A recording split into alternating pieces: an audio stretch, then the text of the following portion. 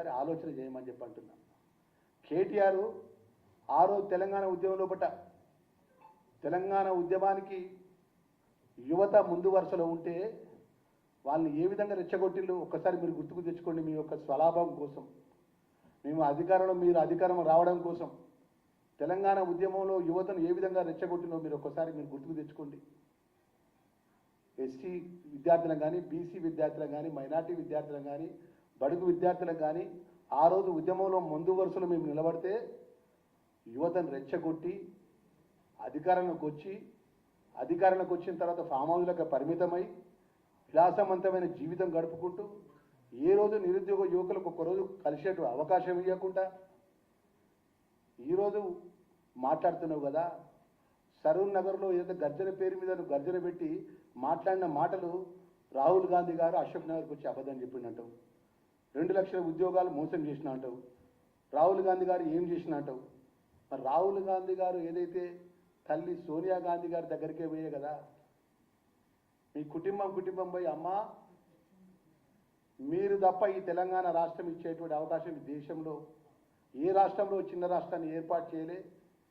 మీరు తెలంగాణ రాష్ట్రాన్ని ఇచ్చిందని చెప్పేసి మొత్తం కుటుంబం అంతా పోయి మీ తండ్రి గారు, మీ మా బావగారు, మీ కుటుంబం అంతా పోయి ఆ సోనియమ్మ తల్లి దగ్గర పోయి అమ్మా నా పార్టీని నీ పార్టీలో మెర్జీ చేస్తా అని మాట్లాడినమాట వాస్తవాలు కాదా అని చెప్పి అంటున్నా.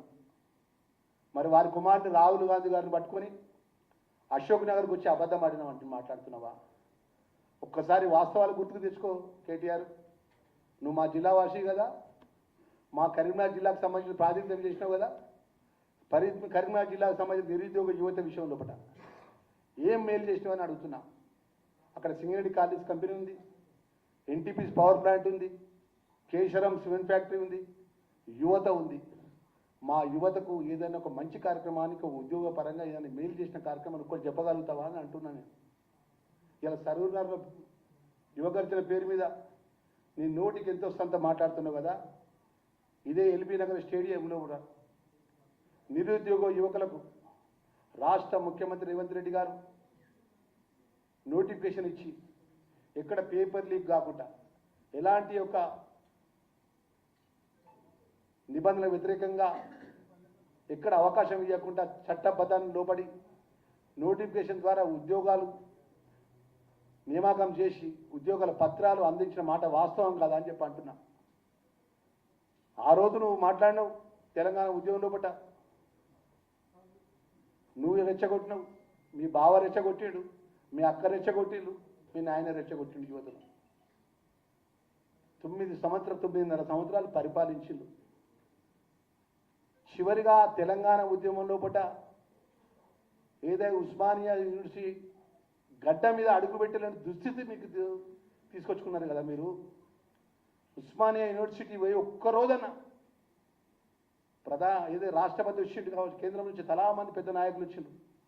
అప్పుడు కానీ ఏదైనా సందర్భంలో కానీ ఎప్పుడన్నా ఒక్కరోజన్నా మాజీ ముఖ్యమంత్రి కేసీఆర్ ఒక ఉస్మానియా గడ్డపై పోయిండా, యువత గడ్డపై పోయిండా అంటున్నా. ఎందుకు పోలేదని అంటున్నాను. తెలంగాణ కోసం ప్రాణాలు అర్పించినటువంటి తెలంగాణ యూనివర్సిటీ విద్యార్థులు కుటుంబాన్ని లెక్క చేయకుండా తల్లిదండ్రులు ఎంతో కష్టపడి చదువు చదివించిన ఆ చదువును పక్కకు పెట్టి మా తెలంగాణ రాష్ట్రం వస్తే మా బతుకులు బాగుపడతాయి. గ్రామీణ ప్రాంతంకి వెళ్ళి యువత 90% గ్రామాలకు వెళ్ళి పేద కుటుంబానికి వచ్చిన వాళ్ళంతా కూడా తెలంగాణ బిడ్డలంతా కూడా ఉస్మానియా యూనివర్సిటీలో చదువుకుంటారు, కాకతీయ యూనివర్సిటీలో చదువుకుంటారు. ఉన్నతమైన చదువు చదువుకునేందుకు ఉస్మానియా యూనివర్సిటీలో వచ్చి తెలంగాణ కోసం ప్రాణాలు అర్పించి తెలంగాణ కోసం ప్రాణాలు అర్పించే విధంగా రెచ్చగొట్టి మీరు యువతకు మీరు అధికారం అనుకున్న రోజు ఏ రోజు యువతకు సంబంధించిన విషయం లోపల ఎన్నడన్నా ఒక్కరోజన్నా అక్కడ మేము మీటింగ్ పెట్టి ఆ యువత కష్ట సుఖాలు పాల్పంచుకున్నారా? మన గౌరవ ముఖ్యమంత్రి రేవంత్ రెడ్డి గారు సుమారు 2 సార్లు నేను వెల్ఫేర్ మినిస్టర్గా వారి బట్టి నేను పోయినా. ఉస్మానియా విద్యార్థులందరికీ ఒక మాట ఇచ్చిండు, నేను ఈరోజు ముఖ్యమంత్రిగా ఇక్కడ ఉస్మానియా యూనివర్సిటీ